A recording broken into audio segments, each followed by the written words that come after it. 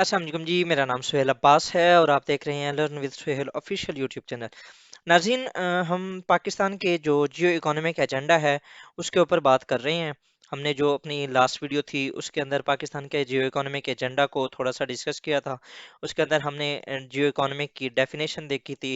Historical जो analysis था वो हमने देखा था। हिस्ट्री के अंदर किस तरह जो मेजर पावर्स हैं लाइक यूएस और यूएसएसआर, और अभी किस तरह चाइना जो है वो जियो इकोनॉमी को या इकोनॉमी को यूज करते हुए अपने जो स्ट्रेटेजिक इंटरेस्ट हैं उनको फुलफिल कर रहे हैं।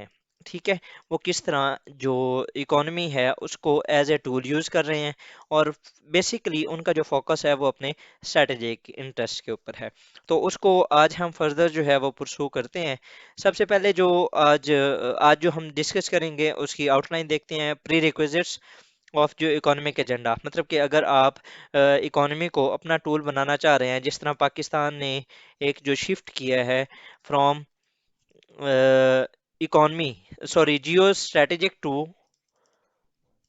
जियो इकोनॉमिक, इसके लिए आपके प्री रिक्विजिट्स क्या होने चाहिए, मतलब के पास आपका इस तरफ मूव करने के लिए जो आपके पास साजो सामान होना चाहिए, जो हथियार होने चाहिए, वो कौन कौन से हो सकते हैं, हम इसको डिस्कस करेंगे।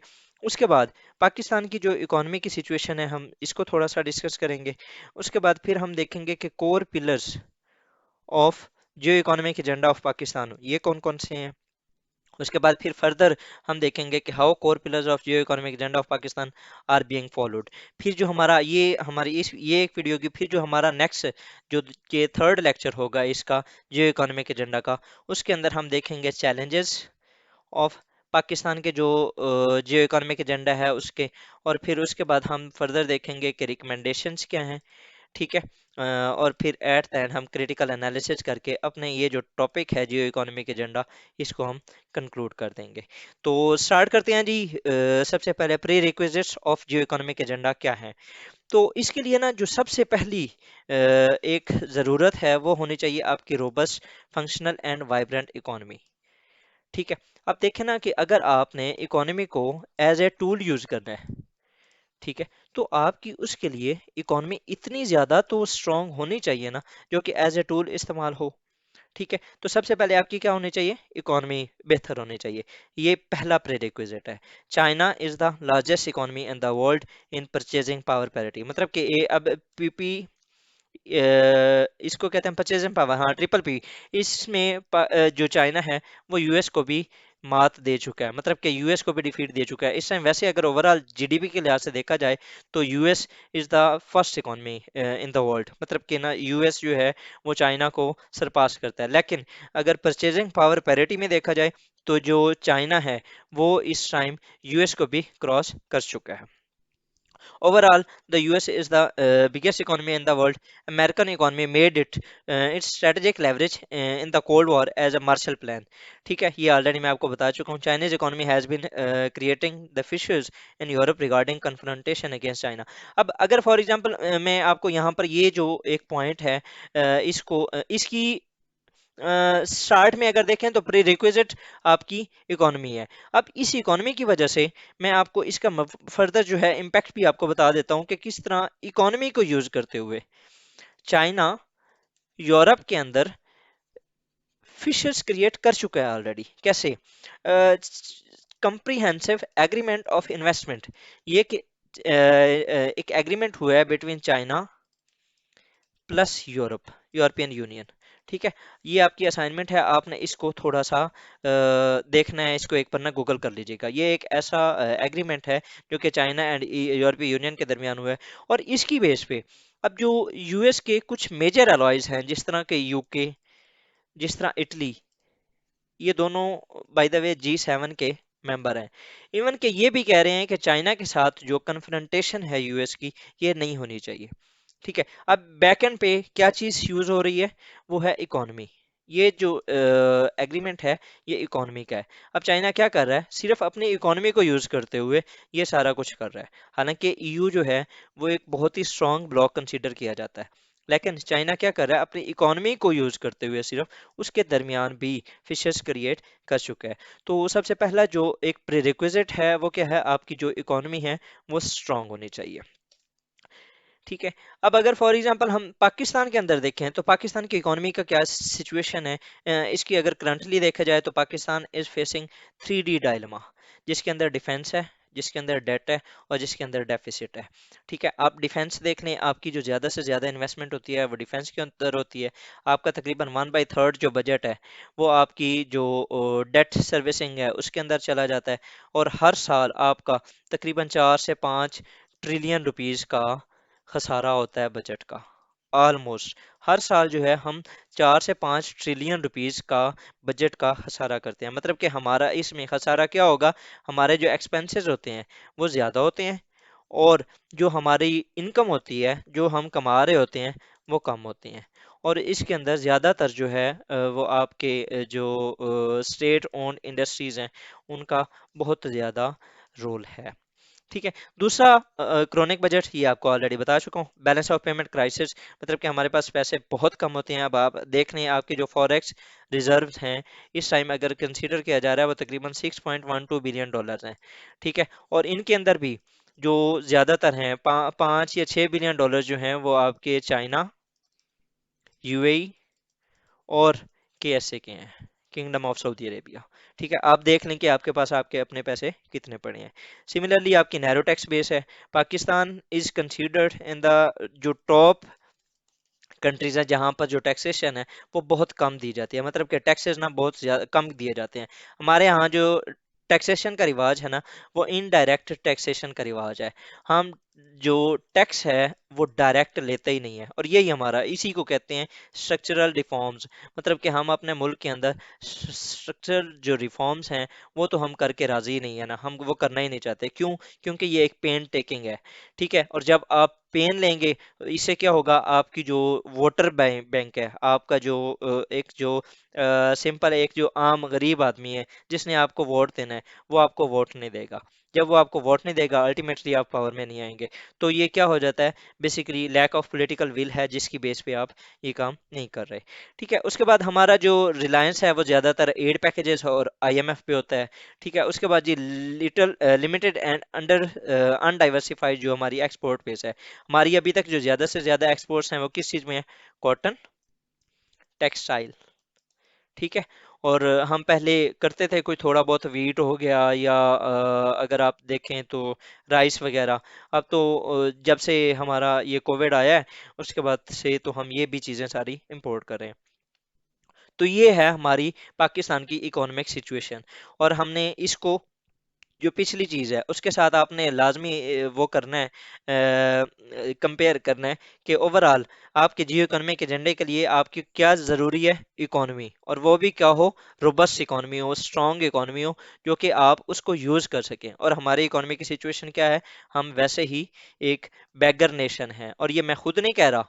ठीक है, ये हमारे प्राइम मिनिस्टर साहब ने खुद कहा है। और वो जब एक कन्वेंशन थी, शायद लॉ कन्वेनियर्स की कन्वेंशन थी, वहां पर जब वो खिताब कर रहे थे तो उस वक्त उन्होंने ये कहा था कि हम एक बैगर नेशन है। हम पिछले 75 साल से ना, हम तकरीबन वही जो अपने चीज़ें उठा के, हम कटोरा लेके पूरी दुनिया के अंदर हम घूमते हैं। जब भी हमें पैसों की ज़रूरत पड़ती है हम या चाइना चले जाते हैं, हम या यूनाइटेड अरब एमिरेट्स चले जाते हैं, हम या फिर सऊदी अरेबिया चले जाते हैं। भाई आप हमारी मदद कर दें, हमारे पास तो कुछ नहीं है।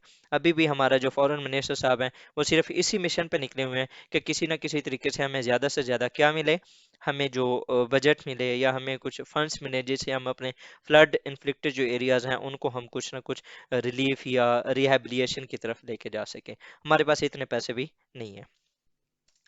नेक्स्ट अगर चलें जी तो core pillars of geo economic agenda of Pakistan, ये क्या है जी? इनका ये ऑलरेडी मैं जो पिछली वीडियो थी उसके अंदर हमने डिस्कस किया था कि इस्लामाबाद सिक्योरिटी डायलॉग 16 या 17 या 18 से 20 मार्च को हुए थे इस्लामाबाद के अंदर। उनके उसके अंदर इस पाकिस्तान के जो जियो इकोनॉमिक एजेंडा है इसके पॉइंट्स सामने आए थे। और लेटर ऑन ये पाकिस्तान की जो नेशनल सिक्योरिटी पॉलिसी थी 14 जनवरी 2022, इसके ऊपर ये लॉन्च की गई, 22 है या 21 है इसको कंफर्म कर लीजिएगा। इसके ऊपर ये लॉन्च की गई थी और उसके अंदर भी हमारा जो मेजर फोकस था वो था हमारा इकोनॉमी के ऊपर, कि इकोनॉमिक सिक्योरिटी के ऊपर। तो ये जो हमारा जियो इकोनॉमिक एजेंडा था उसके जो 4 पिलर्स हैं वो कौन कौन से हैं। सबसे पहले है कि moving towards lasting and enduring piece within and outside, मतलब कि हमारा जो कंट्री के अंदर अगर इनसाइड हो जाए तो क्या होगा। अब इसको पहला, आपके जो प्रोविंशियल और फेडरेशन है उसके दरमियान जो हार्मनी है इसको हमने वो करना है। उसके बाद दूसरा क्या है कि जो टेररिज्म है उसको हमने कम से कम करना है, ठीक है।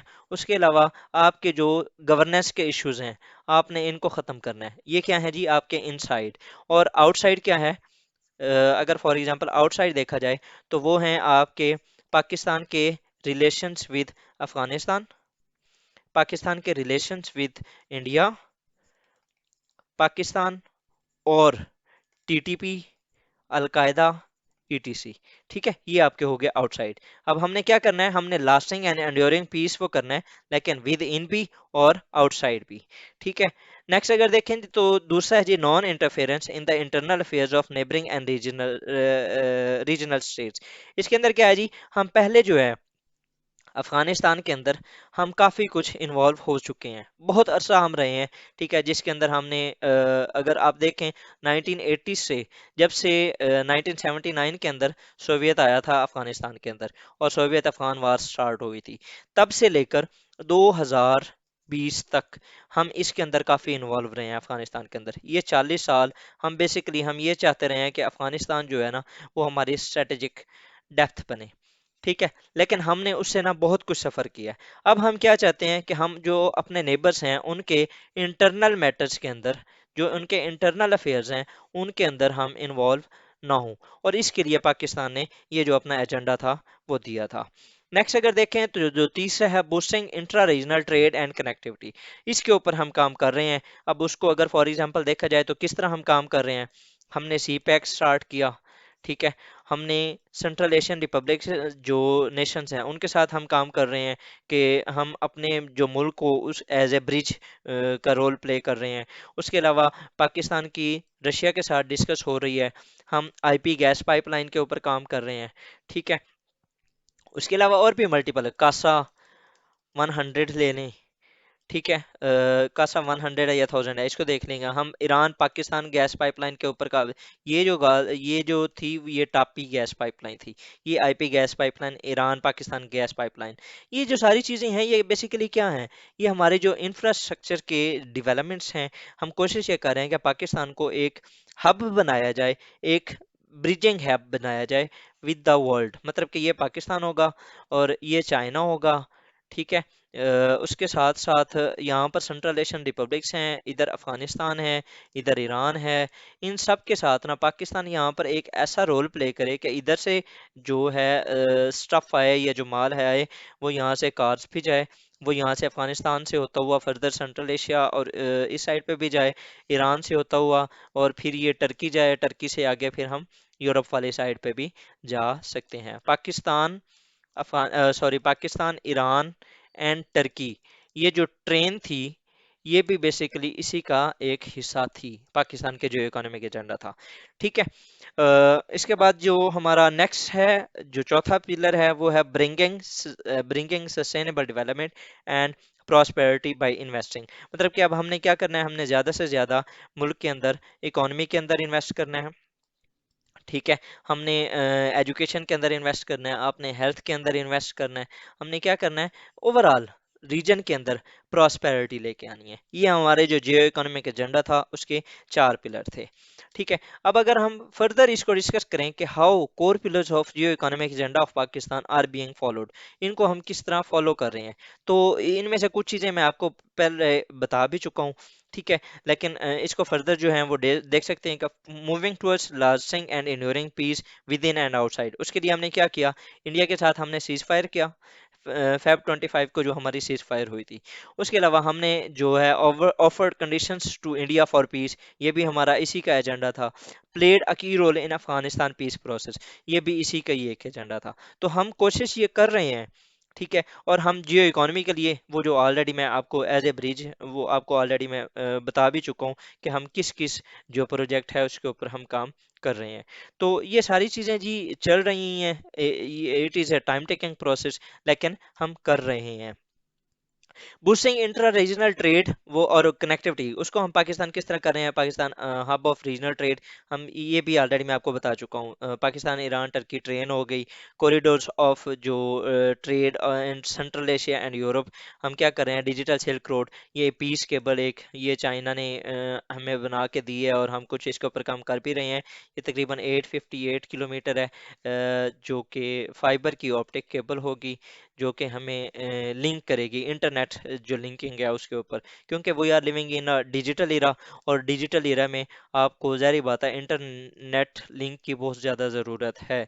आप ज़्यादा से ज़्यादा जितने डिजिटली लिंक होंगे, जितना आप कोलैबोरेशन करेंगे, उतना ही आपका जो मुल्क है वो फर्दर अपग्रेड करेगा। उसके अलावा जी सी पैक, ये आप सबको पता है, इसके ऊपर मैं वैसे वीडियोज़ भी बनाऊंगा दो तीन, जो फेज़ 2 है उसके ऊपर। इसके ऊपर हम काम कर रहे हैं। पीस केबल्स मैंने आपको बता दिया, कासा 1000 बता दिया, टाइपी हो गया, आईपी गैस पाइपलाइन हो गया, और भी मल्टीपल प्रोजेक्ट्स हैं। अगर अब सारे तो इधर मेंशन नहीं करने होते, क्योंकि आपने एक आधा, फॉर एग्जांपल ये एक पॉइंट है ना, आप इसको लेके इसके ऊपर एक पैराग्राफ बिल्ड कर सकते हैं। ठीक है, तो आपने जस्ट कुछ ही मेंशन करने होते हैं, आपने सारा कुछ नहीं लिखना होता। अपने हमारे पास मसला ये है कि हम अब जिस इरा में रह रहे हैं, ये एक इंफॉर्मेशन का इरा है। ठीक है, हमारे पास डाटा बहुत ज़्यादा है। ठीक है, हमने जस्ट अपने आप को रोकना है, हमने लिमिट करना है टू, वहां तक हमने करना है जितना हमें ज़रूरत है। तो मेरे अंदाजे के मुताबिक पाकिस्तान के ये जो जियो इकोनॉमिक एजेंडा है उसके लिए जितना मैं आपको ये मटेरियल प्रोवाइड कर रहा हूँ, ये काफ़ी होगा। बस आपने इसको यूज़ करना है अपने आर्गुमेंट्स के अंदर, अपने आपने आर्गुमेंट्स बिल्ड करने हैं और फर्दर आपने उनको सिर्फ जस्ट प्रेजेंट करना है। तो ये था जी हमारा पाकिस्तान का जो किस तरह हम इंटर रीजनली कनेक्टिविटी कर रहे हैं। अब पाकिस्तान इसको जो अपना एक्सपेंड है, जो एक हॉरिजॉन है, उसको एक्सपेंड किस तरह कर सकता है, तो उसकी भी मैंने आपको एग्जांपल्स यहाँ पर लिख दी हैं। Bringing sustainable development and prosperity by investing, ठीक है, वो जिस तरह मैंने आपको बताया, एजुकेशन के अंदर आप करो, हेल्थ के अंदर आप इन्वेस्टमेंट करो। ठीक है, उसके अलावा जो अनएम्प्लॉयमेंट है उसको ख़त्म करने के लिए आप करो, आप TVS training of vocational institutes आप बना लें, उसके ऊपर आप कर दें, आप आईटी इंडस्ट्री को सपोर्ट करने स्टार्ट कर दें। ये है सस्टेनेबल प्रॉपर्टी। उसके बाद आपने क्या करना है, 2020 जो दुबई एक्सपोज, दुनिया के अंदर ना मुख्तलिफ जो लीडर्स होती हैं, जो बिग पावर्स होती हैं, जिस तरह चाइना है, जिस तरह यूएस है, जिस तरह यूएई है, ठीक है, ये पता है क्या करते हैं, ये अपने मुल्क के अंदर ना कुछ एक्सपोज लगाते हैं। जिस तरह आपने अक्सर देखा होगा, अगर आप लाहौर या कराची या किसी भी कैपिटल सिटी के अंदर रह रहे हैं, तो मुख्तलिफ जो मेजर होते हैं ना एरियाज, वहाँ पर ना एक्सपोज होते हैं, बुक एक्सपो हो गया, या कोई भी इस तरह की चीज़, जहाँ पर ना इस्लामाबाद के अंदर एक जगह है जहाँ पर बुक आवर होता है। ठीक है, अब ये जो सारी चीज़ें क्या होती हैं, ये लोगों को अवेयर करने के लिए होती हैं। तो आप भी इस तरह के कोई एक्सपोज करो, दुनिया के जो इन्वेस्टर्स हैं उनको बताओ कि आपके मुल्क के अंदर ये चीज़ें हैं, आप यहाँ कर आकर इन्वेस्ट कर सकते हैं।